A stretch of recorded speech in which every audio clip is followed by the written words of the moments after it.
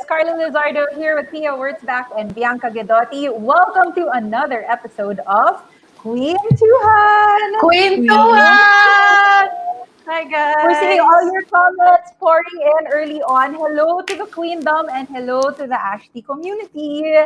Sobrang ang dami ng tao agad-agad, guys. P and Mar. Exciting! Alam ko excited tayong lahat for tonight's episode. Yes. Okay, muna na. Go. Mas nanakin tayo.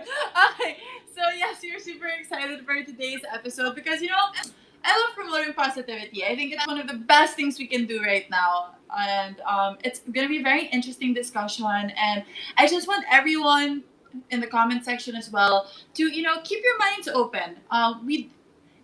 What we're trying to do here today and in every Queentuhan actually is just to make Cuento discuss a healthy discussion on different topics. So let's keep that in mind in today's episode. And don't be afraid to, tell us how you feel and what your opinions are in the comment section. Yes, of course. And big shout out sa mga Queendom, sa mga nanonood, and to all our viewers who always watch us every week. Maraming salamat. Alam ko may small following na tayo. Konti pa lang naman, pero loyal sila at palagi silang online. Kaya thank you guys. Yes. Hi. And sa mga followers din at sa mga viewers ng Ashties. Actually, third na natin to, no? Third na ba? Third. Kasama sila. Yes. Pero last time, nag-guest tayo sa kanila, and then now this time, dito naman tayo sa Queentuhan. And tuwing nagko-Queentuhan tayo with them, laging masaya. So I'm really excited for this packed episode. And of course, you can also catch our previous episodes. We've had a lot of really fun guests. Last week, we had Win Marquez. Kung hindi nyo pa yun napapanood, you can also check out all of our previous episodes on the Tripod Network Facebook page, pati na rin sa Spotify. So you can listen to it in audio version also, kung yari wala kayong access to your computers or anything like that. And of course, we're inviting all of you to also join our Facebook group. So please join us, be part of the Queendom. Hanapin nyo lang po yan sa Facebook. All right, so we're gonna give our royal roll call shout-outs, Mar? All right, so of course, a royal shout out to Rowan Santa Maria. Hi, Rowan. Of course, Ken Laureno. We have Jihan Sultan and Edith Marquez. I also want to say hi to Archie Corpin, JR Orsolino, Jao Bacuño, and Michael Blanco. Also, a big shout out to Kim Kiboom, John Renes, Kelvin Ace, Joey Albos, and Jess Tolentino. Hi guys! Jess has these amazing edits for our guest and for us every week. So thank you so much, Jess, for the effort. Natutuwa talaga kami sa mga posts mo.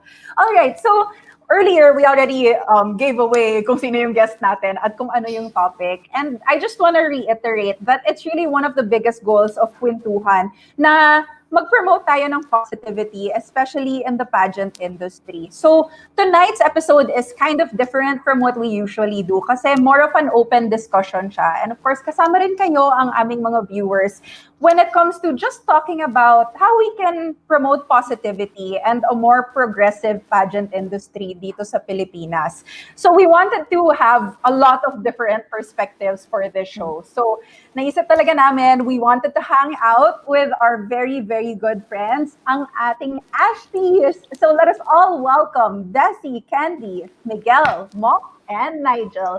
Hello, Ashties! Again! Dumami tayo! Dumami natin! Gusto Yes! Ashtie means si Corona. The Corona. Siyempre, we're with the queens. Kailangan suot ang ating chandelier crown. Charot! Yan. Makahanap nga ng chandelier sa ano. Oo nga. Ganun lang yun. Alright. So, alam ko na napakarami nating pag-uusapan tonight and we're all really, really looking forward to this conversation because I think it's about time, right? So, I'm gonna just kick things off and I'm gonna ask about your personal experiences. Simula tayo sa mga how you've seen pageantry grow. I'm sure lahat tayo, we've all followed pageant from when we were young. So parang ano yung mga improvements na nakikita nyo in the pageant industry? Students, raise your hand lang po if you wanna. Who wants to go first? Yes, ma'am. Ay, Ay, ano nahihiya yung student. Teacher, pag walang nag-raise ng hand, di ba dapat tawagin na lang? Presentation. Bessie. Ayan. Ashtie Bessie. Yes. Oh my God. So from the time that so I've been active in the pageant industry since 2005. That is the first year that I actually watched a pageant physically. I have a friend who entered. Actually, friend namin ni Moxie who entered Binibini Pilipinas that year. So I was really supporting her. The funny thing is, taga-KF siya. Pero anyways. So anyways, ang layo na nang narating ng pageantry because at that time talaga, it was really just submitting yourself. Like parang a lot of the girls, they come in, wala sila talagang preparation. Like they get photos from like Kodak ganyan. Tapos magkasubmit sila. Tapos pag nakapasok sila, yay, contestant na ako. So the journey actually, I feel that begins talaga once you actually win Binibini. Doon talaga nagbabago yung buhay ng candidate or ng winner. Tapos nag-i-improve talaga siya going to the international pageant. But nowadays, becoming or applying to Binibini is already a journey. So parang sa akin, very big difference yun na parang bago ka palang sumali, ang dami mo nang inaaral, ang dami mo nang pinapractice, ang dami mo nang tinitraining. And kaya nga sinasabi natin na yung mga girls natin talaga, once manalo na sila ng national pageants natin like Miss Universe Philippines, Miss World Philippines at Binibini Pilipinas, talagang they're international worthy. International pageant worthy na talaga sila. Kaya kumbaga, ang growth ng Pilipina, malaking-malaki nowadays. So yun, I think yung biggest difference that I can see, that I saw from the last several years that I've been active in the pageant industry.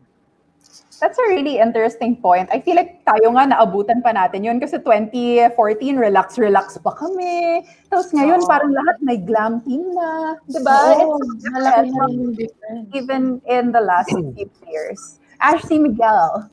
Ako naman, sige, so kaya siguro walang gusto magtaas ng kamay kaagad kasi magkakahalataan ng edad, 'di ba? So, so ako personally kasi I started my exposure with pageantry noong 1993. So time pa yun ni Rufa Gutierrez. That was the very first pageant that I've watched. Ako naman siguro kasi yung question is about, changes that led to progressiveness and positive change in the pageant industry. Ako yung actually madaming change. Pero ako yung gusto kong i-highlight is how the definition, I guess, or standards of beauty have evolved through the years. And malaki yung impact nun sa akin personally kasi like even growing up, 'di ba? Like yung mga dating growing up, yung lumaki ako na hindi siya maganda sa paningin ko, maganda pala siya. Right? And again, that's because pageantry has contributed to evolving what is the definition of beautiful. Diba? Makikita mo yung difference ng body types ng nananalo or nagsisemifinals nung 1990s. And then, nung mga 2000 era, nauso yung glamazons.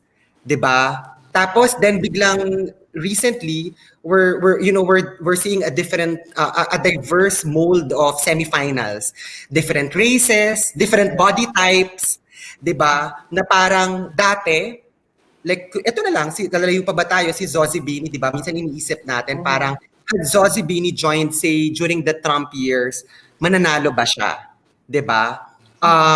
The other is yung evolution in terms of ano na ngayon yung hinahanap. 'Di ba? I remember nung 1990s, one of the reasons na in love ako sa pageants, especially Miss Universe, is actually yung Q&A.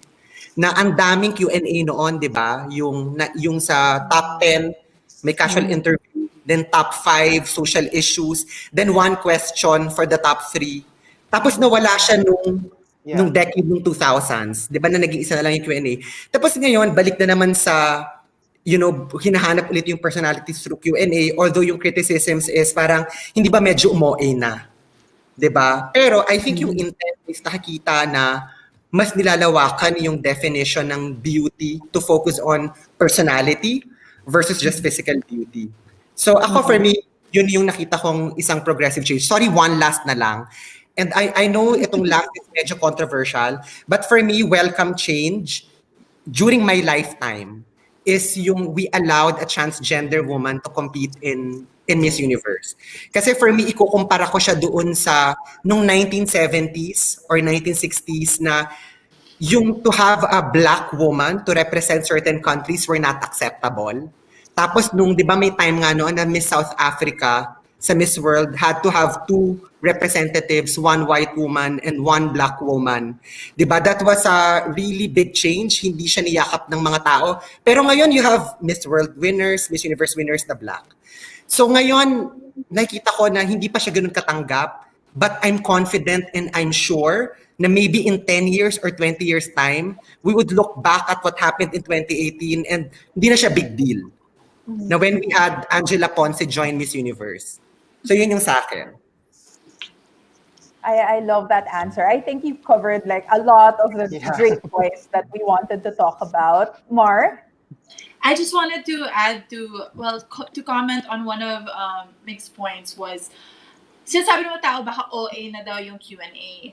Well, ako, it is a welcome change for me. I don't think it's OA. If anything, more Q&A should be welcome. Kasi, again, you can only know so much about a girl by the way she walks on stage and how she wears her hair, or how, here we can see with the dagdag of the Q&A, there is more weight on how the girl thinks. And siguro yung OA would be the reaction of the people. Kasi minsan they have like a set, answer na ito dapat, ito yung perfect, and people start nitpicking little statements that seem incorrect.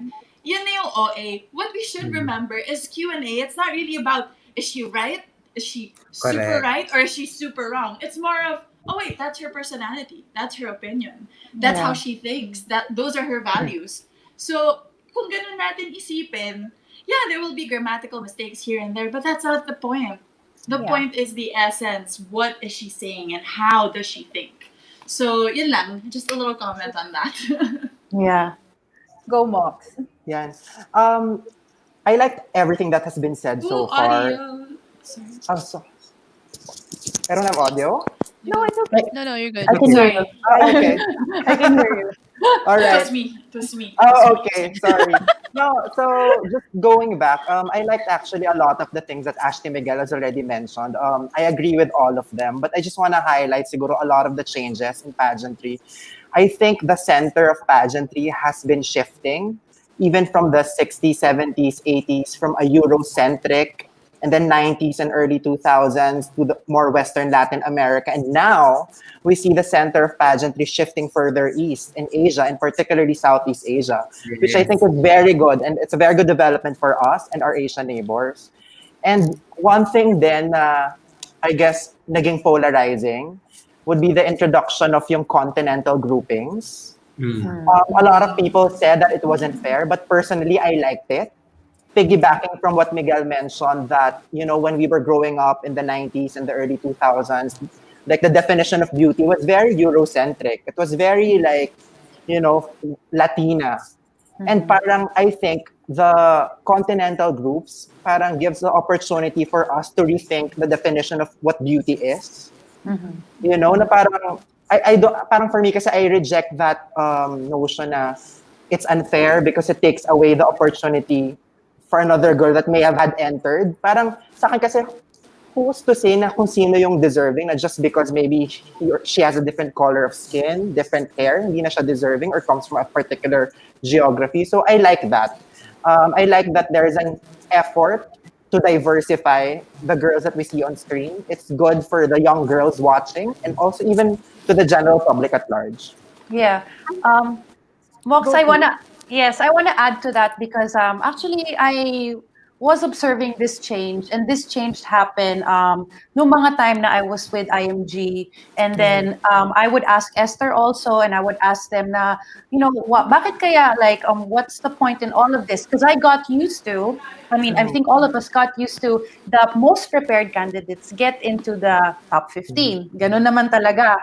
Pero now, there parang yun nga yung na-mention mo na nadi-divide na siya between regions or continents, ganyan. I totally get why Miss Universe did that, because you guys have to understand that yes, it is a pageant and we want to give the opportunity to the most prepared girls, but we also want to give equal exposure to all the girls. Kasi paano kung puro Latina lang ang magagaling, mga nasa top, nasa kanila na lang yung audience focus. Mag-off na ng TV yung mga nasa Asia, yung mga nasa Africa, yung mga nasa Europe. Hindi na nila madedevelop yung pageantry sa ibang parte ng mundo. So ang mangyayari, ang naiintindihan ko yung mindset ng IMG ng Miss Universe dyan, because they're a business. They wanna diversify. They wanna reach other continents na dati hindi nila nare-reach. So they're gonna give equal exposure. And plus, the people who are watching at home, they feel represented. Kung yung country nila, na-feel nilang dati hindi naman kami nabibigyan ng attention dahil mahina yung quote-unquote sash factor namin, yung power nung sash namin, biglang all of a sudden pasok siya. It just makes it more exciting and gives an opportunity, equal opportunity for everyone. Ako, agree ako dun sa ginawa nila na ganun. I see why they did that. It's to be progressive. I think one of the changes also when it comes to making pageantry progressive is the rise of social media, because we see a lot of the girls now in their real lives when they're not all made up, because they get to share these behind the scenes moments. Also, we see a more well-rounded picture of the girls. But at the same time, ang laki rin ng pro ng social media when it comes to diversifying our idea of beauty. Kasi nga, growing up, ako, laging Latina naman yung nakikita ko. So, parang very Barbie ang traditional standard, I would say, when it comes to pageantry, right? Like, blonde, blue eyes, like, very fair-skinned. But, nang 10 years old onwards, doon ko na lang ilalagay yung age bracket. Parang, diba? 10 years old, sige, sorry, exaggeration, 18 years old, nagkaroon na ng social media, ang dami ko nang nakikita na iba-ibang mga itsura, and it really opened, like, my eyes to so many different kinds of beauty. And I am so happy na na-appreciate yung iba't ibang mga itsura and yung pagiging well-rounded ng mga candidates ngayon. Yes, Nigel? Yeah. Actually, speaking of social media, I think it's the best time to be a pageant fan. Because of social media. I remember I became a pageant fan in 1994. Wala pang internet. Very limited yung access ng mga tao. You have to go to Mabuhay Beauties just to check, diba, the chat room. Now, as in, everyone is given the front row seats, diba, from everything, from preparation, there's anticipation, and even so yung journey ng mga girls, the fans are also becoming part of their journey, which of course has its own pros and cons. Yeah, agree. Oo nga. And it's interesting also that some of the different pageant organizations are getting rid of height and weight requirements. Diba? Ganun na saka-inclusive. So it's really a whole new playing field now. Yes, Bess. Actually, Carla, to add to what you said, there was this one time when I managed Miss World Philippines for 2 years. So of course we have the requirements and everything, but ako personally, yun nga, parang in terms of progression, there was this one girl who applied in 2018, and she is on the shorter side. And then when she got in as a candidate, she was, I think 5'2", but super beautiful, sobrang ganda ng personality. Sabi niya sa akin, parang, I never knew that I will make it. Like, parang, I just did it for fun. But I was able to become a candidate. Kumbaga, as it is, for her, that was already a win. And I think that is something that a lot of people are enjoying right now, na parang nawawala na yung mga height requirements, even the, we have experience as well with the parang bigger girl that competed for Miss Universe. So parang, I think that's a welcoming change as well. I think we should continue doing that as well. Go ahead, Mar. Sorry, and just to add to what Bessie was saying, and I think all of us are saying is, gone are the days that beauty queens were supposed to fit into that cookie Mold. cutter mold. Dati ganun eh. Parang ito yung mold, sino pasok dyan? Now, it's not like that anymore. It's, okay, this is her mold.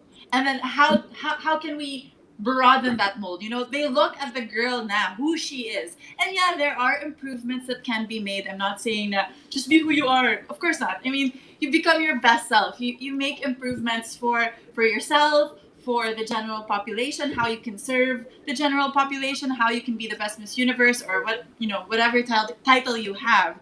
But ano na, iba na. It's who, what kind of queen can the girl bring to the table, instead of can she be the queen that we want her to be, or the Yeah, organizer wants her to be. I And super that's get that. beautiful, and that's beautiful for me. Ashley Candy. Yeah. Just to I think to add on to what Bianca said. I think we've also defined I think the definition of what a woman is has changed over the years. Because Mhm. before, like, kailangan natin aminin na ang definition ng woman dati, for you to be to be defined beautiful, is big boobs, big hair, flawless face. But now even the very definition of what a woman is has changed.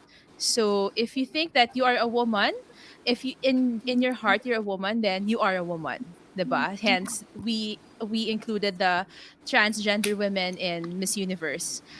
Also, we've and ang maganda doon is the pageant themselves, they're able to embrace that, and they're able to, sorry, can you guys hear me? I think my internet is Yes. Yeah, choppy. we No, can yeah, we hear can hear you. you. Okay, cool.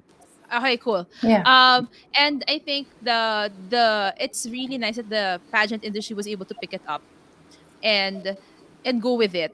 And I think it's because also of the strong women, or even the past queens, and the women who are joining the pageants now. They really represent different types of women, and they're able to really give their story. And you cannot deny that. I think that talaga yung mga sumasali ngayon, ibang klase na eh. I mean, Yeah. and kudos to the three of you, actually, for starting the journey, Redefine. kasi you guys really redefined what a beauty queen is. Oh. That means a lot. No, pero everyone brought up really great points. If we combine all of that, I think it's an accurate summary of how progressive pageantry has been in the last decade. But of course, kahit na malayo yung narating natin, ang dami pa ring mga improvements na kailangan gawin.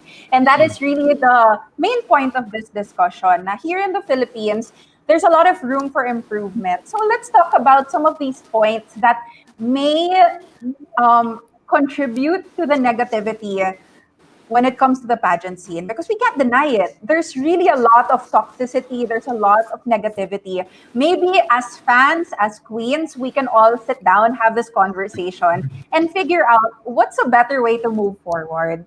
What's a better way na let's all unite, magtulungan tayo, because at the end of the day, every single girl who's competing in a pageant is looking to make the Philippines proud.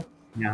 So Yes. why are we fighting, you know? Why are we trying to drag each other down? Let's try to finally open this up, and let's all talk, and let's all, you know, figure out steps forward. So Yes. the first thing that I wanted to bring up, Ashties and Queens, is the dalagang Filipina point of view. Kasi syempre, we are a very traditional country. What are your thoughts on the idea of dalagang Filipina set as a standard when it comes to pageantry in the present day? Go, Nigel. Yeah. Sige. Siguro let's define first, no, parang what is dalagang Filipina.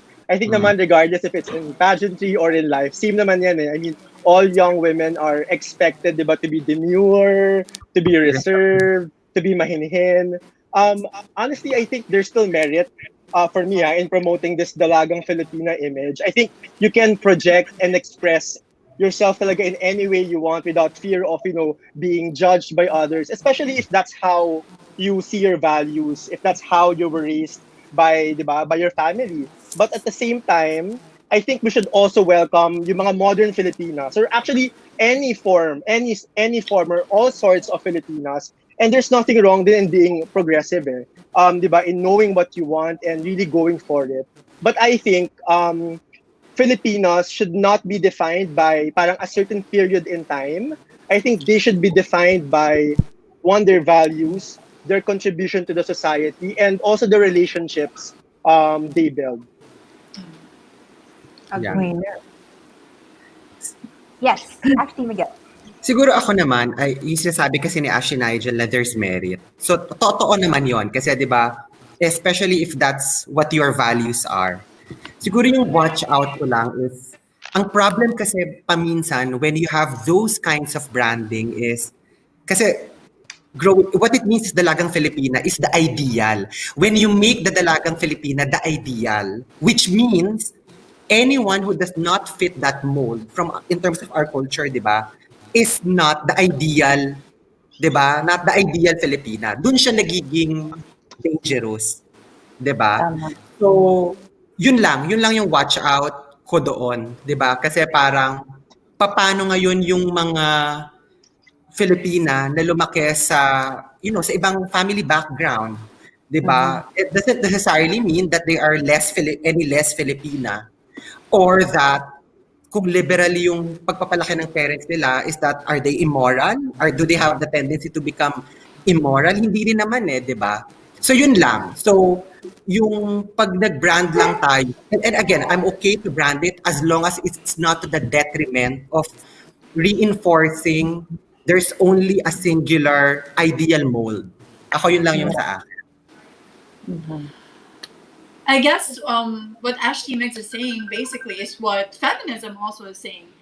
We should have a choice to what kind of quote unquote woman we want to be. And it, people shouldn't judge us for that choice. There is no, she's a better woman because she's more mayanhin, or she's a better woman because she speaks loudly, or she's a better woman because she stays at home. Oh no, she's a better woman because she goes to work. It's not that. It's not like that. It's about what works for you. What are your dreams? Who you are. And then it's about trying to emulate the best possible model. I mean, para sa akin, just be who you are, and as long as you're not, hurting anybody else, then go ahead and just be the best person that you are and be kind to everyone. And that's all that I want to expect from people. So, yeah. And I think that's, yun din naman yung pageantry. I mean, people say that these girls are being judged kasi they entered into a competition, right? So, free for all dapat. I-judge sila ng judges, kaya i-judge nila natin siya. I think that is a very twisted and a misunderstood concept. It's not about judging the girl. It's about getting to know the girl. And sige, kung hindi mo siya type, but don't make her out to be a bad person because you don't like who she is or you don't agree with what she stands for. Mark, kasi I think, judging yung word na ginagamit. So iniisip, judge kasi na i-judge yung mga girls. So i-judge na rin natin sila. Hindi naman gina-judge yung girls When you judge, and I've become a judge, and I think all of us have become judges at some point. When you judge, you don't try to look for the faults. You try to look for the best girl. Diba? Exactly. Hindi naman yung parang hanapin ko yung sinong pinaka hindi okay dito. Actually, naghahanap tayo ng winner.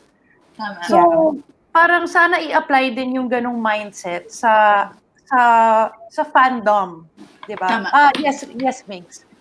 Actually, since Bianca and Pia, you mentioned about the word judge. Actually, when you try to form a culture, whether you're trying to form a new culture, language is very important. That's why I don't know if you guys noticed, Miss Universe changed the reference to judges to selection committee. The reason is because we're now selecting the girl who, it's more of selecting the best fit for the brand versus judging who is the perfect girl. Correct. Diba? Kaya nga, yan. So I go back to language. Dalagang Filipina is a language. Diba? That's why, and I guess kasi I come from an HR background.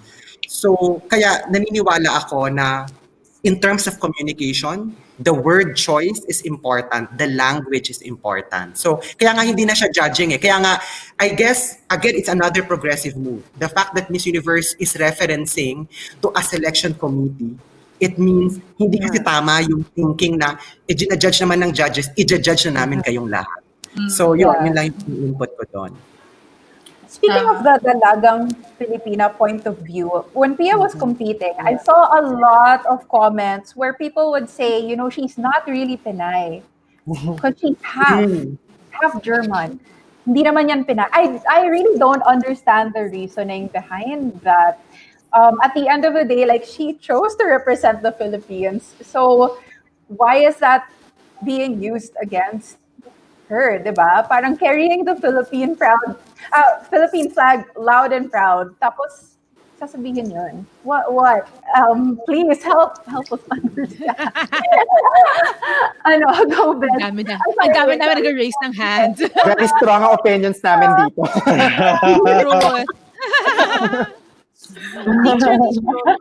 Teacher. Feeling ko talaga protocol. Yes, Candy, your thoughts. Sa totoo lang ha, naloloka ako sa ganyan. Kasi, naloloka ako dahil kapag may artist, let's say from the US, nalaman natin na may kahit na 5% Filipino blood, inaangkin natin na atin.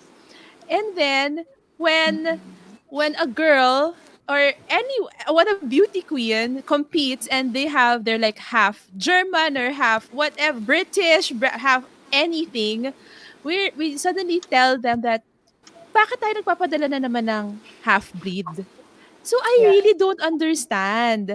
It's like hindi na lang ba tayo masaya that they're representing the Philippines, that we're sending actually another phenomenal woman who embodies being a Filipina? I mean, there is no definition of what a Filipina beauty queen should look like or ano dapat nila. And guys, let us remember, ilan ba ang nag-colonize sa Filipino? So there is no such thing as 100% Filipino blood. Okay? Wala talaga. So please, or unless you're like, you know, yung mga katutubo natin na nandito pa rin, yun, sige, fine, yun. Pero like, ako personally, alam ko naman, both my parents are Filipinos, but I'm sure at one point, nalahian kami ng Spanish or Japanese, ganyan. So guys, come on.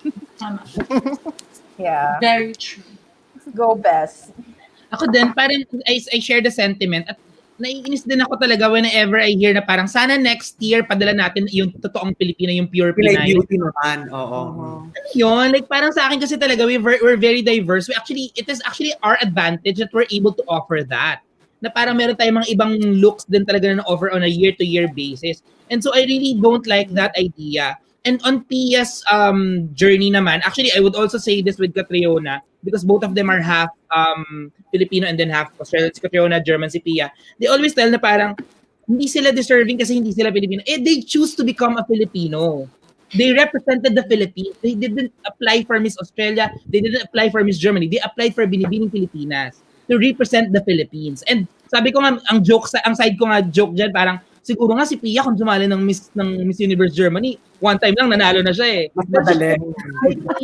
So parang she chose to be a Filipina. She submitted a document that she is a Filipino, so she is a Filipina. Yun ang ano ko. Okay, let's go with Mox first. Ako short lang, Carla. I think on this topic, Filipinos should really just accept that we're diverse. There's no one look to a Filipina. Hindi kasi siguro uso sa atin yun na parang in the Philippines, we actually are very diverse. And then yung kay Pia naman, totoo yung sinabi ni Ashties. Imagine niyo na lang kung si Pia sumali sa Miss Germany tas nanalo siya. For sure, #proud Pinoy ang mga tao. Diba?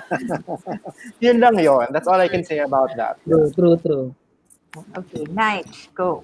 Yeah, ako actually, ang gusto ko i-point out is yung mga double standards when it comes to yung mga sending half Pinays. Because, diba, what I don't understand is we make fun of contestants who can't speak in straight English, and yet we complain with half Filipino contestants who can't speak in straight Filipino or actually may accent when speaking in Filipino. So di ba parang ang dami-daming double standard. So number one, it's not naman their fault, di ba, if they look a certain way because that's how their genes are. Wala silang magagawa doon. Number two, it's also not their fault if their parents didn't teach them the language while growing up. But I think the fact that there's a conscious effort on their part now to learn more about their language, to learn more about their culture. I think that's something that we should be proud of. Agree. Yeah. What I Yeah. mean, I just want to share kasi parang of course it's hurtful if you're being judged by by fans or pageant fans for something that you have completely no control over. I don't get to choose.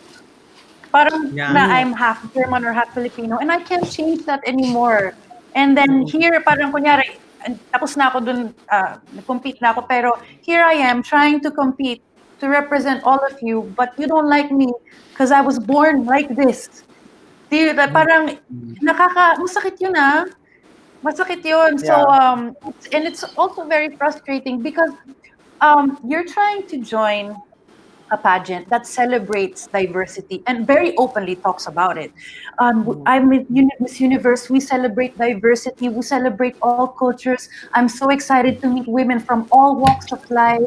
Let's celebrate each other. And yet, yung may culture na sobrang kailangan mo mag-fit into a mold at hindi pa pala nasa-celebrate talaga yung diversity. Yung mga tinuturo nung nasa stage, nung mga beauty queen, hindi natin ma-apply Yeah. sa within ourselves and within our within the national pageants. Ganyan. So parang that's just one point I wanted to raise. And another thing I wanted to share with you guys, and I've never shared this before actually, but pagka nag-judge ka kasi, binibrief kayo and what they really look for in a Miss Universe, right? They don't really say it should be a specific height. I'm speaking for Miss Universe because doon ako naging judge. Yeah. They don't say there's a specific hair color. They don't say there's a specific height or a weight. Or a course, di ba dati napaka-importante na hindi, dapat nakapagtapos ng college or valedictorian dapat. Or pag kung sino yung valedictorian, yun na yung universe. Alam mo yung ganon? Walang ganon. Hindi yun yung criteria of judging. Actually, if I may share with you guys very quickly, so there's the first three, itong i-mention ko, are the simplest to implement now with the candidates. One, she must understand the values of our brand and the responsibilities of the title. She must be number two, she must be able to articulate her ambition as Miss Universe. And three, she must maintain a healthy lifestyle. See, hindi naman sinabing maintain the Healthy abs, lifestyle. maintain. Ganyan. I love Tapos, it. and Yun yung then criteria. three more. Yes. And then three more things. Ano to binibigay ito sa lahat pagka, of course, wala siya sa upuan mo pagka nakaupo ka na doon. Pero they give you this so you know what they're looking for. And then the next three will be more difficult, but ultimately be the strongest indicators of success. Is 4, she must demonstrate authenticity and credibility. 5, she must exhibit grace under pressure.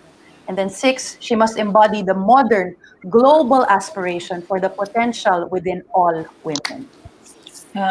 Ganda. So, hindi lang sa isang kalating mo Ganda. sa lahat. Ganda. Pia, Ganda. gusto ko nakabisado mo. Word for word. My heart. My heart.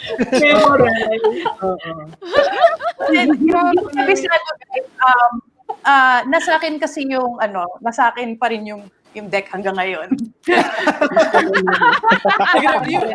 Nag-review for class. Review ako. Kodigo. Gusto ko lang i-share sa inyo para makita nyo kung gaano naka-progressive sila ngayon. And that's what they're trying to share with the audience and also share with the selection committee. So Pia, sorry, I have a question.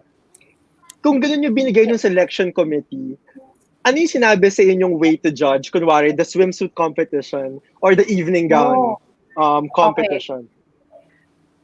Very clearly, ang pagkakaalala ko, and I know as Paula won't hate me for sharing this.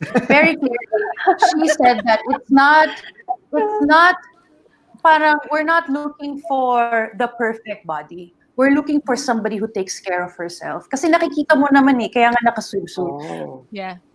True. Kaya naka-swimsuit. So, and I also remember this because share ko na lang din, there was a time during my reign where I also lost too much weight. And inupo talaga ako ni Paula and sinabi niya sa akin, Pia, like kids, women are watching you, and they might think that they have to look like you or be as skinny as you. Ganyan. So parang ni-remind lang niya ako na kain ka. Sabi ko, okay. Kailangan kausap. Love that. Galing kausap. Parang so they are aware that maraming mga kabataang nanonood, mga babae. So, but they want you to be a good representative. So, after that, syempre, diretso ako sa Jollibee. Yun pa May rin permission. nangyari. Ayan na. No, but I love that we know that now, because I had no idea that was how they did it. So it's so interesting to see, to hear at least. Go P. One more thing, nakakatawa kasi natawa talaga ako kasi alam ni Paula yung words na sash factor. Parang these are things na hindi ko akalain maririnig ko from her. Pero sabi niya sa akin, judges, we are not looking for the sash factor. Okay? We are not looking for that. Huwag kayong magpa-apekto. Nire-remind niya kami, huwag kayong magpa-apekto sa ganyan. We are looking for the voice, the representative of Miss Universe. Wala siyang sinabi kung anong itsura niya. Wala. At sinabi din niya huwag magpa-affect sa audience impact, by the way, guys. So, alam niya kasi na may mga favorites na talaga pagdating doon. Lalo na pagka nasa parang foreign country, syempre mas maraming fans from that place. So, so they just remind the judges to be very impartial. Tama ba? Impartial. Yeah. Right. Ayun. Na-share ko lang. Go Mar. Yeah. I guess ang ganda-ganda nung, especially the last point about they're looking for someone who is basically gonna be a global model, a worldwide model. So we are so stuck on the ano ba yung perfect Filipina? Ano ba dapat yung perfect Filipina? But actually, they're looking for a woman. And in a way, pageants are also about being more globalized, embracing other cultures, getting to know other cultures, being part of that global community. And yes, I understand that we also want to forward Filipino values that we are proud of. I see the value in that. And yes, we should definitely do that. But also, we should keep our minds open na, wait, hindi lang naman tayo yung may values eh. Other countries have their own values and we can learn from them as well. And, Filipinos who are half, Filipina and half, let's say, British or German, they also add, value to that kasi mas globalized sila. Also, what do you call it? They can be more relatable as well in the global sphere. And we should stop parang crucifying the other. Just because we want to be patriotic and nationalistic, we have to crucify the foreigner, the other. No, it's about friendship. Even in pageants, in the orgs, they look at the girls and how they interact with the other girls. It's also about friendship. They don't want girls to be catty na, ay, si Colombia yan, ayoko kausapin yan, kalaban ko yan, ay, si Indonesia yan. No, they don't want that. They want someone who will be friends with everyone. And that's the point. And again, sayang eh. It's such a great place to see beautiful women who are role models. And if we could just be open to that experience without limiting these women. Speaking of that tendency of, may yung pagka-crab mentality siguro ng mga people within the pageant world to kind of support their candidate by bringing the other down. Of course, that's something that we've talked about in previous episodes. And I like how queens now are also very vocal when it comes to their following na wag kayong magbabash ng other girls. Like, it's a rule within their communities. So I think that's one good thing that the current candidates and the current queens are taking when it comes to curbing also the toxicity and negativity and getting rid of that mentality na it's about time naman talaga na tigilan na natin yan. Pero there's also a relationship between media and the girls. So, of course, we've always had blind item culture, showbiz, pageants. What are your thoughts on this kind of parang medyo clickbait style of reporting siya. What do you think about blind items?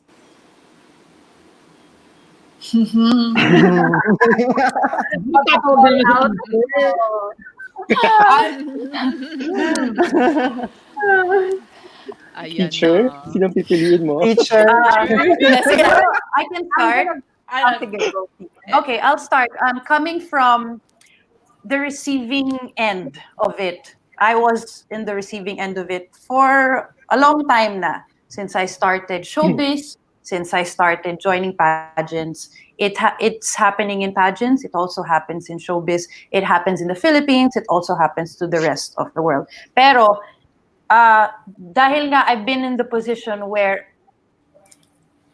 alam ko na ako yung nagiging laman, I want people to know that it's really hurtful. Wala nang sugarcoating to. Masakit siya. Lalo na pag alam mo na ikaw yung pinag-uusapan based on the clues and supposedly hindi ka dapat ma-react o magalit kasi hindi ka naman pinangalanan. Pero alam mo, those bashing, parang ang sakit pa rin nun kasi it sticks to you for a while and then you start like, dadala mo siya for a long time and it causes mental stress. And I'm sure that I'm not the only one who experienced this. I'm sure there are plenty of other girls out there or maybe even celebrities na hurt at nababother talaga sa kanila to. They can't go on to defend themselves because then parang umamin sila na sila yun or guilty sila or patolera sila. Alam mo yun, parang paano? I'm supposed to just take this in and hope that you guys give me the benefit of the doubt and don't believe it completely. Hirap, you feel so defenseless. Honestly, I don't understand why it's there. I mean, I know, I see that some people say, kasi matagal nang nandyan, it's become the norm. But just because it's the norm just because it's become the norm doesn't mean it's right. Completely agree. So, and I'm speaking on the behalf of the girls. Wala naman kasing blind item na diba, na positive na, uy, sino tong beauty queen na half ganito ganyan na nakapagbigay ng 5 sako ng bigas sa isang probinsya sa ganyan. Parang wala naman ganun di ba? Parang lagi namang medyo juicy at aminin natin medyo nega yung laman. Tapos wala rin namang nagbabasa na, ay, hindi naman siguro totoo yan. Siyempre, when you read it, it's entertaining for you and it's easier to believe it. It's easier to believe it to be an absolute truth. So, anyway, I'm just speaking just because of my experience, masakit siya. And I hope itigilan na natin siya kasi parang entertainment nyo pero ang kapalit masakit sa amin. Totoo. Yeah. Mox, go. Just to go back to the original question, Carla. I get it. I get the appeal of yung blind items, the entertainment value in it. And I guess I don't want to be a hypocrite and say I've never read anything like that. Kasi as a pageant fan, I'm sure all of us have somehow, in one way or another, consumed something like it, that kind of entertainment. But I guess what I've learned from my personal experience lang doing the show sa Ashtie Nights and starting to get to know the girls on a more personal level, it actually becomes harder to do that. Kasi na ngayon, nakikilala mo na sila. And I guess I'd like to believe na myself and I guess the other Ashties have in a way matured na rin as fans. Na parang, now I see it as parang, sana wag na lang. I hope we can just promote a more positive atmosphere. I mean, I get it. Like, fans want to have a behind the scenes. But guys, kaya naman may Queentuhan. Kaya may Ashtie Nights. Sa amin na lang kayo kumuha ng mga behind the scenes, diba? Diba? Parang, alam mo yun? So, it's just sad. And what's really mas sad pa is that there are people who really patronize it and we can't do anything about it. But at least for us, we should just control like the circles that we can, the Queendom, the Ashtenites community. And I'm happy that for the most part, our community adheres to the values that we try to espouse. I mean, we're not perfect. We're not saying like we're like the perfect pageant fans, not at all, but we aspire to be. And I hope together, that's what we can do together, diba? Na parang we can promote a more positive. Kasi ang hirap din for the girls, especially now. Like I know Bessie, na someone who's done the pageant, been in pageantry as a general manager, knowing you girls, knowing people who work behind the scenes. Mahirap, and now we can empathize more, right? Yeah. So I'm sure if people now know like what we know, they wouldn't be doing that. But you know, it is what it is. I'm looking at the comments. So a lot of people are saying like this is tea or whatever.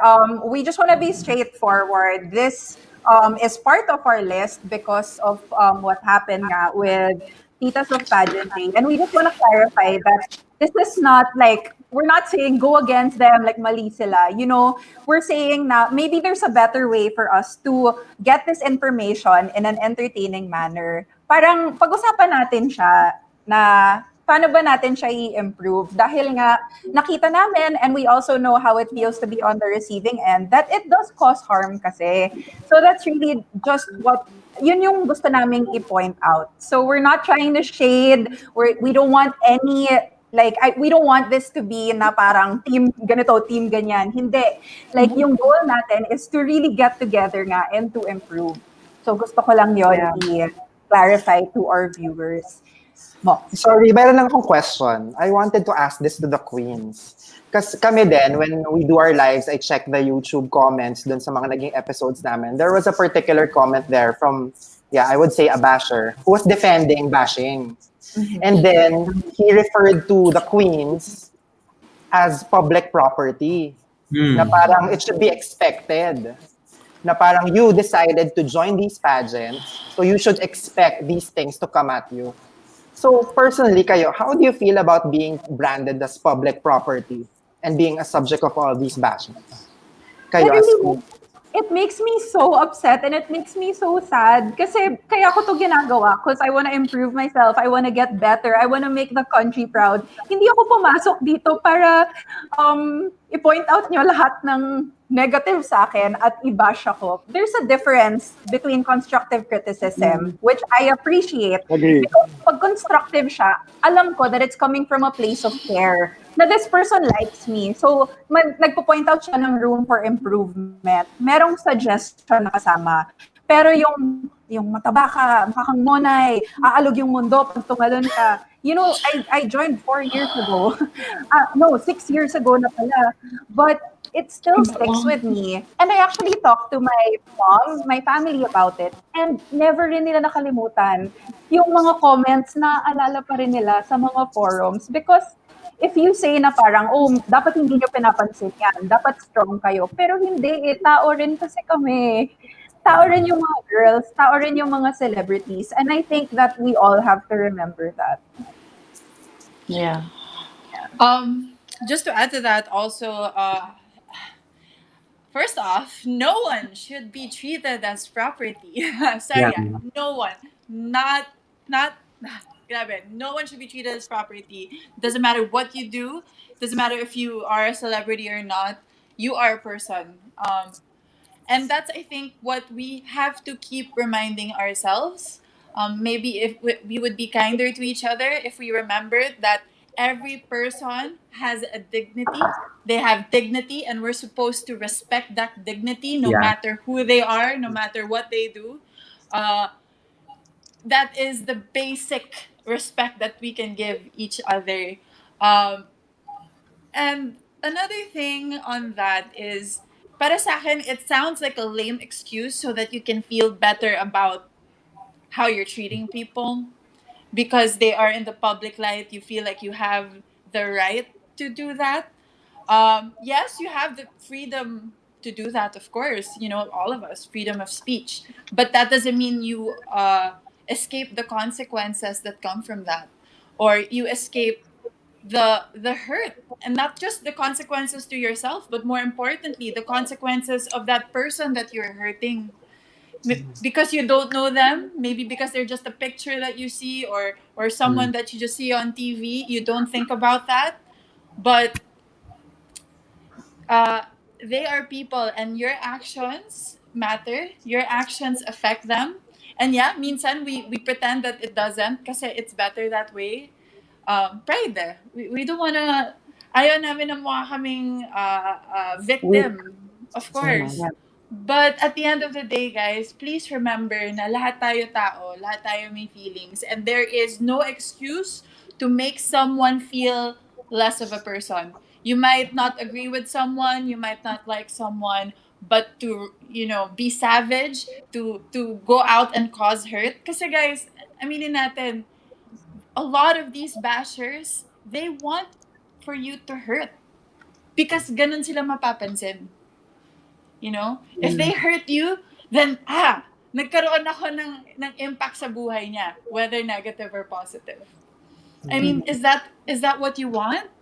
I just want people to kind of reflect on what they say and how it impacts not just the person that you're saying it to, but since you're in a public space, other people can read that comment. And what if, they identify with that girl, and then you say something like that, and then pati rin sila mafe-feel nila na, ay, yun din ba yung tingin sa akin ng mga tao? So it's a ripple effect. And it's just be responsible. And this whole chichi, I'm not gonna be soft about this. I feel very strongly that this blind item culture is nothing but clickbait. It does not give any positivity at all. I'm sorry, people in the comment section, maybe you can counter me, but I see no positive to it. Talaga. She said it. Hands. P, go ahead. Go. Yeah.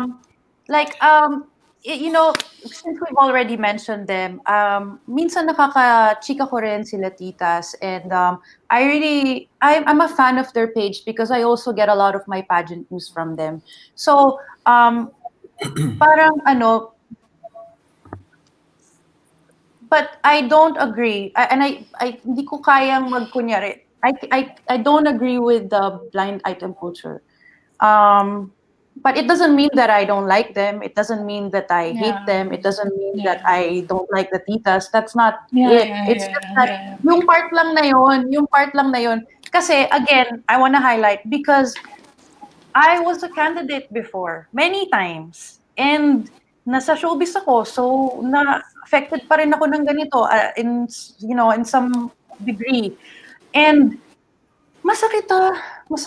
Hindi mo, kahit ilang taon ka na nasa limelight, hindi ka pa rin na masasanay talaga.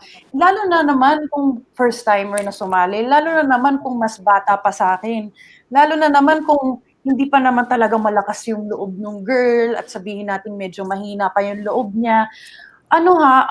It really can stress you out and have a toll on your mental health. Now, it's not just the blind item that's written, it's also the comments and yung dadagdagan pa ng parang, ay, ito nga kasi ganito, ganyan. So parang it's you fall into this trap. You read the thing that's the blind item first, and then you kind of know na parang, oh my God, ako ba to? Ganyan. Tapos biglang gagatungan na ng mga tao, and then it's just, by the time you put your phone down, durug na durug ka na. Hindi mo, parang, please put yourselves in the position of the girls. Please. We just want to make you proud. Parang, and also another thing is that I've read before is, bakit naman mas malala naman yung bashing pagka lumaban na sila sa ibang bansa? Is this how we really prepare our girls? Do we really beat them up para ready na silang lumaban? Ganun ba yung preparation natin? Diba? So, yun lang. Share ko lang. Hindi naman kami nag-sign up para mag-losing. Gusto lang namin mag-improve. Yes, Meg. Hindi, sige. First of all, I mean, kasi pageant fans kami, di ba? Yeah. And I think it's very powerful na naririnig namin to sa inyo. Kasi kayo yung nagiging subject, kayo yung receiving end. And I mean, first of all, I'd like to thank the three of you kasi you're speaking up. So it's the first time that we actually hear the point of view. Kasi kami, we also have platforms. So we speak up through our platforms. Pero ngayon kasi nagsalita kayo, di ba? And, observe, and again, I just speak for myself and for the Ashnites community. And the Ashnites, the five of us, as well as the community, kasi ito naman yung may control kami. Kanina, before this, tinawagan ko si Ashtie Moxie. Tapos sabi ko parang, if we're gonna talk about this, I also want to reflect about how we have been as Ashties. And at one point, parang ginusto kong tignan how we have behaved from season 1, diba, to now. Tapos parang sabi ko, shucks, hindi kaya at one point baka guilty din tayo or something, diba? And sabi ko, we can always say na hindi naman yun ang intention natin when we say those things. But at the end of the day, it's not about our intentions pala, yun ang realization ko. Yeah. At the end of the day, hurt is from the point of view of the person feeling hurt, regardless kung yun yung intention ko or not. Diba? And so I'd like to use this opportunity to you, to the other girls na siguro as we were doing our reviews, maybe na-hurt din sila sa sinabi ko. Siguro not na lang the Ashties because I cannot speak for the other Ashties, to also apologize. Diba? Pero, alam mo, ang na-realize ko, kasi syempre, nung season 1, nung first few episodes, like, we really started our show, parang chika-chikahan lang as pageant fans. Right. Alam mo, when we started our show, it didn't occur to us na darating yung point that we would be able to use our platform to also talk and invite beauty queens like you or candidates. Tapos, habang mas nakikilala namin sila, mas parang sabi ko, shocks. Like, diba? Like, ito na lang, I'll give an example. Like, nung may isang episode tayo on pre-ECQ hot picks, like season 1, where we talked about our point of views of the different candidates. Honestly, feeling ko, I would probably, knowing, for example, some of the candidates now after having talked to them, maybe I would have still given the same input, but probably delivered it differently. Right. Diba? Like, for example, yung nag-comment ko kay Rabia Mateo, again, love namin si Rabia Mateo, but then, like, the way I guess I delivered my comment yung sa masyadong like nasa basura-basura siya. Basura. Pageant party. Naisip ko tuloy, na-hurt kaya si Rabia doon, di ba? And so I'd like to apologize, di ba? So ayun. So, yun lang. So parang sana, dahil nagkakaroon ng platform ang mga pageant fans to invite the girls, feeling ko naman, mas nagkakaroon din kami ng mas direktang access sa inyo. So mas pipiliin na lang namin na number 1, kung may input man kami, we'll be more cautious, I guess, how to say it to make sure that we're saying it in a constructive way, something that is actionable. Right. And since access naman kami sa mga candidates sa inyo, we would probably just say it straight sa inyo. Yes. So again, I'm just speaking and committing on myself, on my behalf. Yeah. Desi, go. On Ashtie Miguel's point, number 1, kung sino man yung mga nai-invite namin, kasi admittedly, we don't have the time to be able to talk to all of the contestants of Miss Universe Philippines. But so far, sa lahat ng mga na-invite namin, hindi din naman sila lahat talaga part of our first ECQ picks. But whoever we invited, we discussed amongst ourselves, sino ba yung gusto natin invite. The mere fact na na-invite yung girl na yon, like si Rabia, gaya nga sabi ni Ashtie Miguel, we love her. Like we see something in her, we see something good in her na parang gusto namin malaman pa more on that. So on that note, Ashtie Miguel, I'm sure she understands na yun yung intention mo. So I guess that you should feel open on that point. Onto the topic natin, kasi I'm also very cautious about dito sa pageantry because I personally have a relationship with Lavinia. Like, we work off pageantry. Like, meron kami mga business or parang dealings outside beauty pageant. So, I consider her as a friend. As a matter of fact, on my birthday last year, it was a very exclusive birthday. We were all invited, and I invited her as well. That's how friend ko siya talaga. I am not in favor of making the girls part of a form of entertainment in that way, meaning that chismis or blind item culture. Hindi ko siya gusto. Siguro kung ang sinabi mong form of entertainment is yung nagagandahan ka sa kanila maglakad on stage, like magaling sila magpasarela, yes, that's a good form of entertainment. Pero pag-usapan natin sila ng blind item, I don't agree with it. Like, hindi talaga ako naniniwala that because a lot of the women nowadays champion for mental health awareness. Pero tayo mismo, gumagawa tayo ng, o yung ibang tao mismo, gumagawa ng way para masira yung mental health ng mga ibang contestant natin. And I really hate that ayoko talaga na nangyayari yun. Kasi kahit na sabihin mong, ako personally, I'm not a fan of Sandra. Like, meron kaming differences, but I will never, hindi naman sa never, but I don't agree on how she was referred to, probably, kung siya man yung nasa chichi talaga na yun. Like, I also feel for her on that point. And having said that, hindi talaga madaling maging, at sinulat ko talaga yung mga points ko kasi baka makalimutan ko, hindi talaga maging madaling maging beauty queen kasi talagang nasa public eye ka talaga. Like, talagang lahat tinitignan ng mga tao. Nabasa ko sinabi ni Paolo Arevalo kanina na parang they train like warriors. They do. And imagine mo, ang tagal mo nagpa-practice, ang tagal mo nag-training, tapos biglang may sasabihin lang sa'yo na gano'n just because of one single picture. Nakakaano talaga, nakakasad talaga sa on that item. And if you think about it, a lot of pageant fans are also young kids. Like maraming mga bata. And kung tayo pinapa-propagate natin tong gantong idea na dapat chinichismis natin yung mga babae, ano na lang yung nare-receive ng mga bata. I remember when I was young, I would watch TV at talaga napapanood ko yung The Who. Naalala niyo yung sa TV? Sa Star Talk. Yes. Sa Star Talk. Tapos parang all this time nung bata ako, akala ko tama yon na mag-The Who. Tapos when I grew up, I realized na parang hindi pala. Dapat pala hindi natin chismis ng ganong way. Kung di mo gusto yung ginawa ng isang celebrity, sabihin mo na lang outright, diba? Or kausapin mo yung tao na yun. So I think that will be talaga, something that we can improve. And may sinunod pa ako isa. May sinabi si Ashtie Miguel sa amin, sa Ashties, na talagang nag-hit sa akin ever since. Sinasabi niya na parang, today I will wake up and magde-decide ako na magsusulat ako ng ganitong bagay. Na parang may negativity akong dadalhin sa araw na to. Parang ang bigat. Ang bigat ng araw ko na parang yun yung iisipin ko when I wake up in the morning. So parang I really hope na ma-stop na siya or at least we can channel these energies to a different or more positive energy.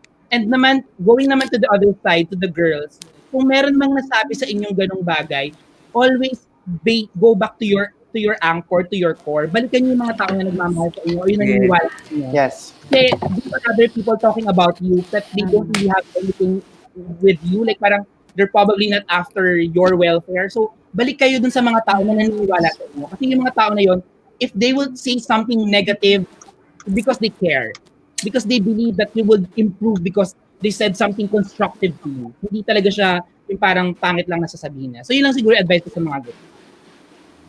Go, Candy. Yeah, just picking up from what Bessie said na, since I bring up na yung mga daho, yung mga nung unang, mga 90s shows na, mga, ito na naman tayo. Mga chika-chika authority. I think that's one of the downsides of social media. Kasi before, the only way that we can get these mga daho, mga chismis is through mainstream TV. Ngayon, because of social media, there are other platforms that are more accessible to us for us to spread this type of negativity.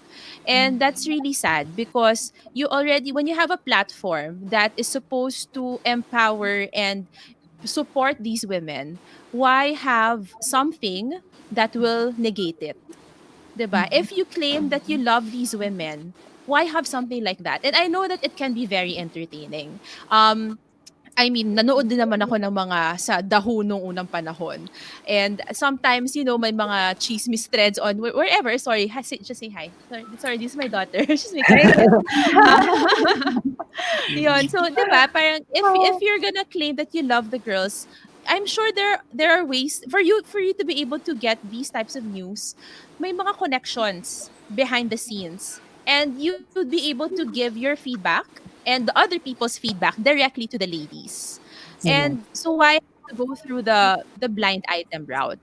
And yun nga, para like what you girls mentioned kanina, damned if you do, damned if you don't. If you address it, pag-uusapan. If you do address it, patera. So it's parang you're creating parang you're using your platform to create the type of community, and it's not parang it just doesn't sit well with me. And what I like about what we've created, like for the Ashties, talagang si Nigel every show nagsasabi ng house rules. na bawal bashing. If you're gonna bash, you're gonna get blocked, etc. And I'm very proud that our community was able to ano talaga to keep up with it and embody that positivity when it comes to our discussions. Because there's a way naman to give these types of criticisms or feedback to the ladies na, o kunwari, sinabi ni actually maganda basu-basura, yung mga nasasabihan namin mga pageant patty. There's a way for it to get back to the ladies without sounding like you're bashing them. Yeah, So yun lang. agree. Yeah. I mean, I really don't want it to sound like, and I want to be clear about this. I don't want this discussion to sound like we're targeting somebody or we're picking a side. Ang title nga ng show namin, Promoting Positivity, kasi gusto na namin maging progressive din yung pageant culture na wala nang, kailangan ba may ma-hurt? Kailangan pa ba may mga nasasaktan? Parang gusto lang naman namin na maayos. And again, like what I said, na ang hirap kasi nakakausap ko din sila and then I also follow their page. But it doesn't mean that I hate them, you know. It does, just because I don't agree with how they handle yung blind item doesn't mean that I will stop following or stop talking. Parang hindi naman ganon. But I don't want to pretend, you know. I know what it feels like. Sakit kaya. Sakit. Yeah.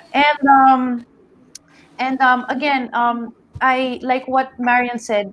For me, hindi ko nakikita yung positive niya or yung benefit niya for the girls. Talagang napag-uusapan lang, nagiging form of entertainment, tapos nagagatungan pa, na tapos and also it's kind of unfair kasi how do we go about it? Like, put yourself in our shoes. We can't defend ourselves kasi hindi naman na pangalanan, but would they defend? Guilty ka ba? Or pag nagmagot ka naman, pumapatol ka. And then, parang hindi ka rin naman pwedeng defend mo yung sarili mo kasi parang dahil nga walang pangalan, that puts a shield on the writer or whoever, you know, wrote that. Ganyan.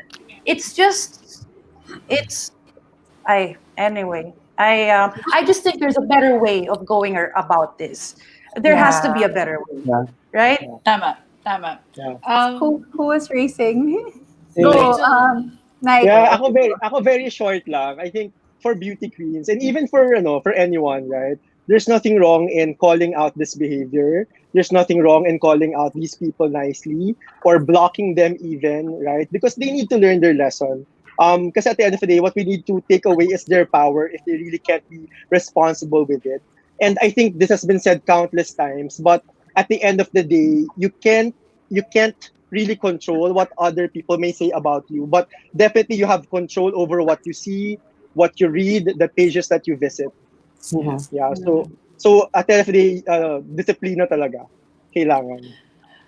Yes, definitely. And just to emphasize what Pia is saying, we're not saying cancel Titos of Pageantry. No, this is not what it's about. Honestly, I also don't like canceling people. You know, I don't believe in canceling people either.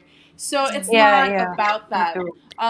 It's literally just about I just feel very passionately about the whole blind item thing. I really don't see any point to it. That's my whole thing. Titas of Pageantry, I love your photos. I know that you guys have been, titas to the girls for a long time. And I do not think you're bad people. Oh my gosh, that's not it.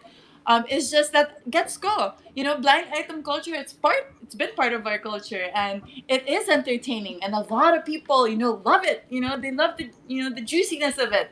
It keeps them coming back for more. I get that. But is that a good justification for the hurt that is caused?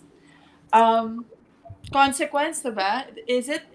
I don't think it's worth it. It's not. So yun lang naman yung pinaglalaban ko, at least. I think we all agree on that. And we just want to tell our viewers kasi they're saying na sana like we invited them. Actually, before we went on this episode, we really really wanted to outline a lot of different aspects in pageantry na kung saan nagsistem yung negativity. So we really talked this over, ano ba yung mga points, and it just so happens na yun nga yung kasama sila because it's currently happening. So we really wanted to address it. We just want to let you know that we told them in advance because we do have a lot of respect for titas of pageantry. And yun nga, maraming friends dito in real life. So we did tell them that it was going to be part of the conversation. And of course, we would love to continue it also. Kasi nga, sama-sama tayo. Again, it's not an us versus them thing. We would love to open up a conversation even to our viewers. If you have any ideas kung paano ba natin may improve tong way of reporting, let us know your thoughts also.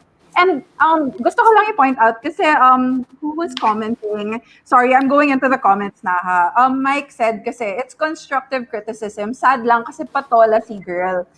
Yung patol kasi, you know, it depends on the person on the receiving end eh. You don't know. Yun nga yung point namin na dahil dito sa means of reporting na to, na blind item, nagkakaroon ng effect na may nasasaktan na tao. Merong mga tao na deadma, merong mga taong hindi.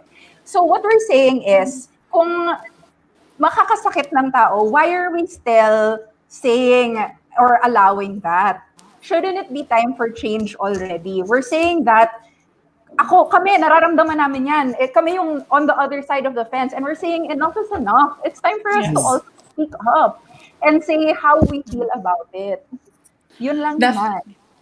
Yes. Yeah. And to add to Carla, to what Carla said, dapat hindi patola. I mean, ito na naman tayo, dalagang Pilipina, kailangan I should just take everything with, you know, a beautiful face, like, okay, no, I know my rights, you know, I know when something has been done wrong against me, and why are we telling girls to not speak up when they know that they've been wronged?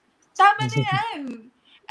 Why are we telling girls to be quiet? No. If they feel like something has been done against them that they're not comfortable with, they should speak up. So, I'm sorry, I do not understand na dahil patola si girl. No. I think all girls should stand up for themselves.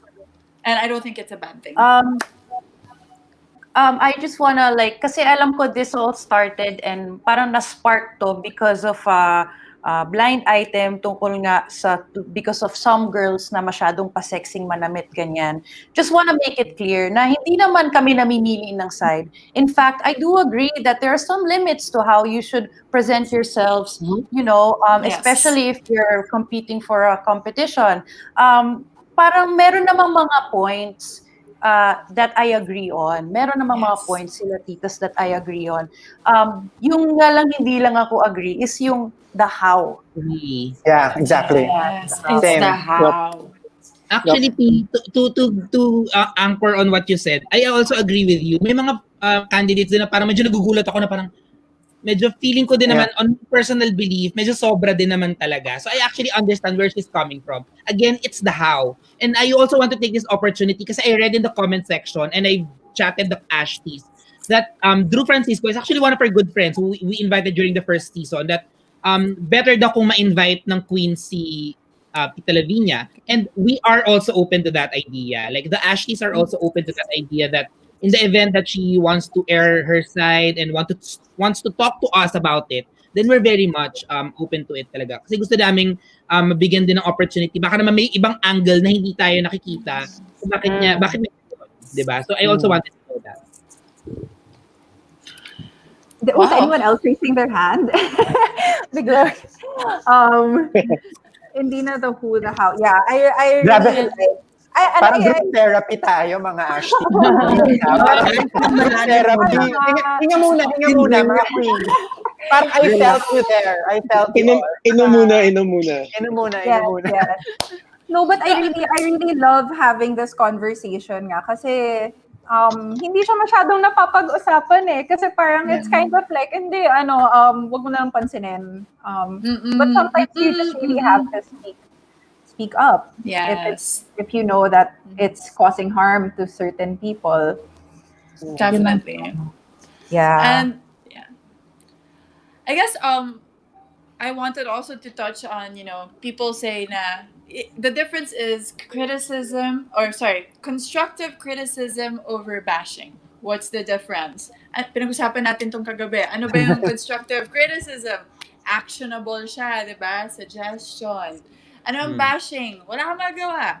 And honestly, guys, let's not pretend na hindi natin alam pag nagbabash lang tayo o kung nagbibigay tayo ng constructive criticism. You know your intention, alam natin ang bashing yung intention then is to put the moral of the girl down, say something negative to get a reaction.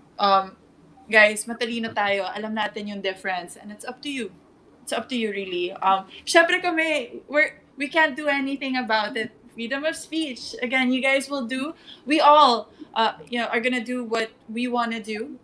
But we just want to remind everyone that, there is a responsibility online, offline, especially when you're talking about, other people. And these girls who are already under so much pressure, okay, they're working so hard to please everyone. They're working hard on themselves, which is not easy. They're working hard with the people around them. Now there's a pandemic, and if we can make the journey easier, if we can make the journey, cultivate that atmosphere of real growth and positivity, ang layo siguro ng maabot ng mga girls natin. Grabe yung mga benefits na makukuha natin from that. So, yun lang. Parang sayang lang, guys. Sayang. We could really cultivate something great here. And that's what we're all trying to achieve, right? Wait, I think ang dami ng, sorry Mar, ang dami na nating points na napag-usapan. I think that it was a great conversation. I think that there's definitely going to be an extension of this dahil nga, we want to involve everyone kasi talaga. Like, let's all improve together. Pagandahin natin, gawin nating mas progressive at mas inclusive and less toxic ang ating Philippine pageant community. So I just want to ask Ashties, any final messages sa mga viewers? Ako meron. Actually, ngayon ko lang ito naisip. As in, like, may sinabi kasi si Miguel kanina na parang it really hit me na parang we should apologize to, like, maybe if we were able to step on somebody else's shoes nung mga previous episodes namin, especially nung nagsisimula kami sa Ashties Nights. And I think this is also a high time for me to apologize for one action that I did in our first season. And I really like to apologize on behalf of I would like to apologize to Sandra's camp. Kung medyo na-offend ko man sila. It was a bad selection of words for me.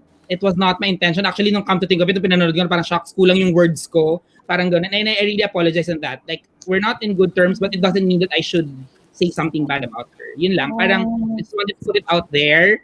I know that some of you girls are friends with her, so I just wanted to have that air side. I actually met her last Friday through a job, and, if the pageant is for her, then good luck, and I hope she does well.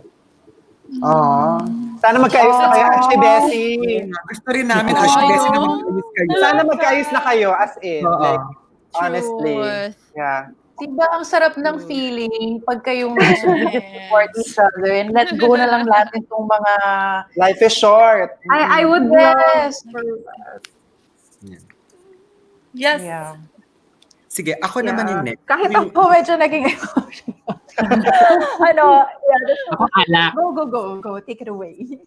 Sige. Yung sa akin naman, siguro yung sabihin ko lang is, first of all, gusto ko magpasalamat sa Queentuhan. Natutuwa ako with what's happening now kasi mas nagkakaroon ng closer link and access ang fans to the queens. And I think ito yung isa sa mga malaking pagbabago ngayon. For me, it's a positive.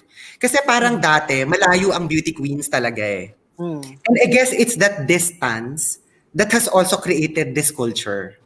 Diba? So, this is an example of where, kasi kami pageant fans kami, hindi rin naman talaga kami media. We're pageant fans, parang ganun. We're a community of fans. Na-invite kami dito sa platform nyo as beauty queens. And alam mo, while kami yung guests, habang nakikinig ako personally sa inyong tatlo, ang dami kong na-realize na parang I also need to be better as a fan. Right. Diba? Na parang Agree. growing up, parang feeling ko as a pageant fan since 1993, since I was 10 years old, parang I have this feeling na it gave me a certain level of entitlement as a fan, but actually it's a wrong kind of thinking. So it pushes me to think differently. It pushes me to be better as a pageant fan. And more than the blind item culture, ako personally, ang dami ko ring nakikitang activities or behaviors ng fans na parang if I think about it, hindi rin pala maganda. Di ba? How we bash other countries, di ba? Yung kung paano natin pag-umpog-umpogin yung mga camps when all the camps are working together towards a common goal naman talaga, di ba? On how we sometimes feel so entitled. Actually, we have the power to cancel a beauty queen if you think about it. Just kasi ganun yung power ng social media. Pero parang ang dami. So parang ako, it gives me and hopefully the fans as well to reflect about how we can be better as fans as well. Kasi at the end of the day, this whole pageantry, whether you're a beauty queen, whether you're an organizer, or whether you're a fan, lahat naman tayo were binded by this common love towards pageantry. So sana we all go back to that core. And ako, siguro yung akin na lang yung commitment siguro namin ng Ashties community is we will strive to be better. Right. We will not be perfect. And if mali kami, di ba, I would like to give the beauty queens and the candidates the access to also call us out if needed. So yun lang. So nice. Alam mo, medyo naiyak Ako very short lang to. I think it's great that we're having this conversation, and thank you to the Queens of Queentuhan for initiating this. You know, we can talk about what we like, we can talk about what we don't like. We don't have to always agree, diba, with each other. But you know, at the end of the day, we need to know our limits. We need to be responsible fans, responsible bloggers, or whatever you call it, because it is a great community. I feel very thankful that, you know, the pageant community in the Philippines is so vibrant. So Right. I think we really need to nurture it. Yes. Yeah. Ako short lang. Go ahead. Ako short lang. I just want to thank the queens, Pia, Carla, Bianca, for having us. I'd like to thank the Queendom and the Ashtie Knights community. I guess my takeaway from this episode, I didn't expect it to be like this. It's somehow intense, but I like it because it triggered lots of feelings and self-reflection, not just among us guests, but I can see from the comment section that even members of each of our communities are starting to self-reflect as well on how they've been as fans. And I think that's a good starting point for all of us, which is precisely the goal of this episode, to promote positivity, right?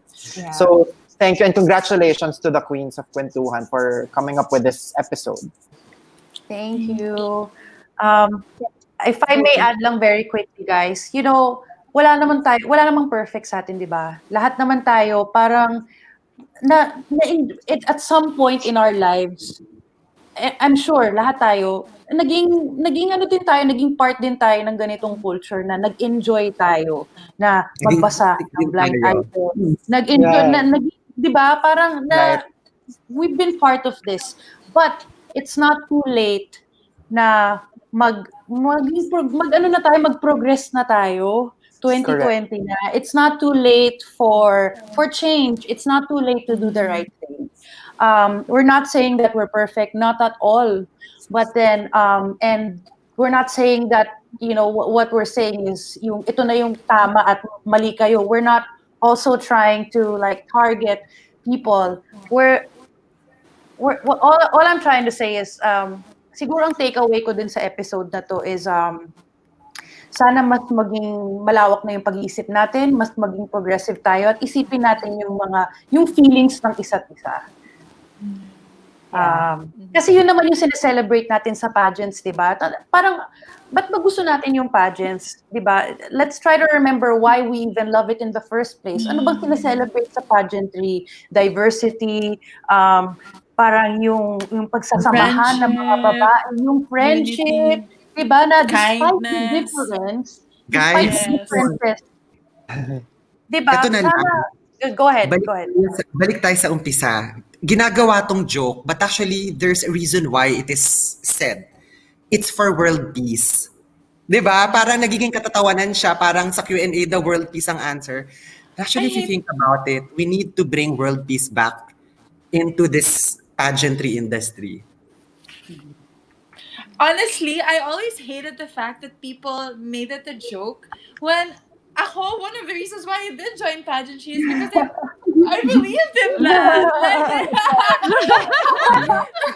Like, Yeah. really, like, I know that a beauty queen will not solve all the world's problems. I'm not that naive. But the fact that we are striving for that goal, the fact that that is the goal, that's wonderful. Like, yun yun eh, like, spreading positivity. Yeah, we're gonna make mistakes and we're not gonna know the right thing all the time. But the fact that we know what we're striving for, even though it might be hard, even though it's against the norm, the fact that we know we're striving for that, okay na yun.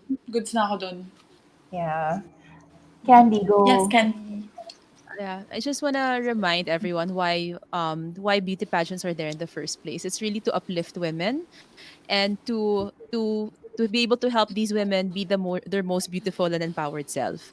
And how do you think these girls in general, kahit na hindi beauty queen, how do you think these girls will take bashing or criticisms or what we think mga blind items, what is this going to do to their mental health? And let us all remember that mental health is part of a woman's well-being. We may Yeah. look strong on the outside, but deep inside, people can be breaking down na. So there's always a channel naman how to give these constructive criticisms to the ladies without hurting them. And I think that's one thing that we're trying to espouse, and that's why I think the girls also came up with this topic for tonight, is really to lessen the negativity outside. And if you guys want to help the girls, by all means, you can comment, you can private message it. Kaya nga may social media. Let's use social media for for good, 'di ba? Let's be more positive on social media. I remember nung start ng pandemic na 'to, yun yung talagang inaano namin ng mga, guys, can we just remove the negativity? Tama na yung mga mema lang, like, because bashing is basically negative mema, 'di ba? So let's all be proper about it, and like what Queen P said, think before you click. Yeah. Mm. Oh, I love it. Thank you so much, Ashties. This was such a great conversation. And we had it last night already kasi nagkwentuhan tayo. And I'm sure magkakaroon tayo maraming chances na magkwentuhan. So we're so happy that we had you on the show kasi ang daming iba't ibang mga perspective, which is really what we wanted also. So again, thank you for making time for our kwentuhan Thank tonight. you. Thank you also. Thank you also. Thank you. Thank you. Love, love, love. Maraming salamat, Ashties.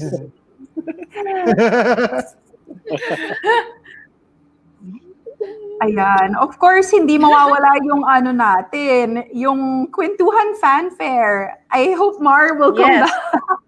Dahil magpapag-giveaway na tayo. Okay, so that was such a great conversation. I didn't realize na ang dami ko palang feelings. I mean, which is a good thing. It's nakaka-emotional also to see the comments of our viewers. Like, that's really what we wanted naman to achieve. Yung pagiging mas Carla, mindful kasi tayong parang- lahat. Carla, kasi para sa atin, although we've competed years ago na at matagal na rin, again, kaya tayo nagiging emotional ngayon because it hurts. The feelings are real. We got affected by it. Naalala pa nga nung mga families natin yung mga nasabi sa atin noon eh. But I'm glad that we're using Queentuhan as a platform to talk about it and to parang wag tayong, let's not pretend that it's not there. It's there. You Yeah. know? Oh, Mar, you're back. Perfect. Pwede na tayong magpa-giveaway. All right. Ayun. Okay, game. Let's move into from our feelings to our pag-giveaway, our Queentuhan fanfare.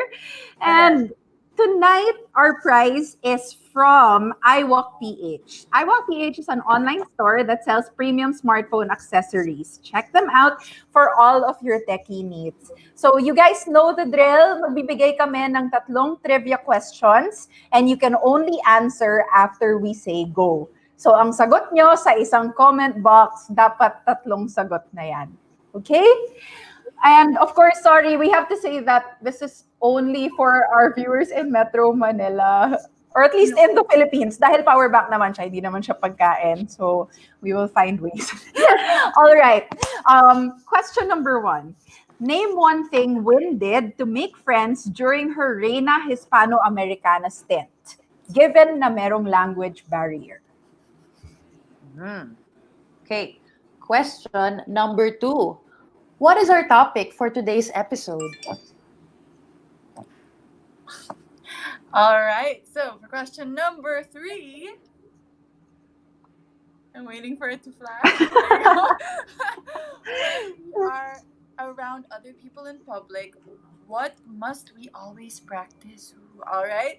Everyone ready? 1, 2, 2, 3. 3, go! Alright. Parang not as fast as usual. Sa isang guys. ano guys ha, sa isang comment. Mahirap Comment ba? process. Being Okay. kind. Ayan. Wait meron lang. na.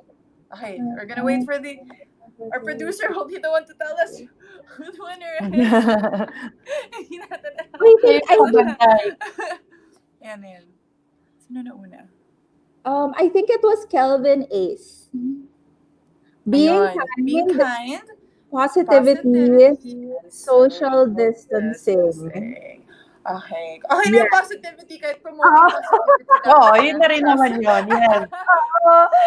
Yay! Don't worry guys, we're doing this naman every week. So Oo. maraming chances to win. Kelvin Ace, congratulations. I know Kelvin is part of the Queendom, so you win that power bank from iWalk Philippines. Thank you so much. Kelvin. Nakakatawa, lahat sayaw yung saga. Maraming Sayaw siya.